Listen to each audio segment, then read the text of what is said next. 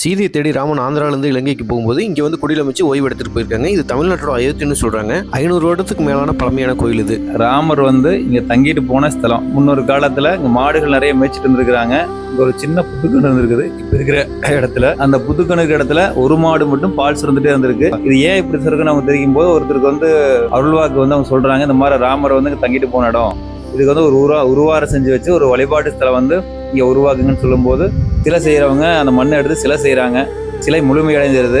சாயங்காலம் சிலை செஞ்சு வச்சுட்டு போறாரு. அடுத்து நான் காலையில வந்து பார்க்கும்போது சாயங்காலம் நல்லா மழை பெய்யுது.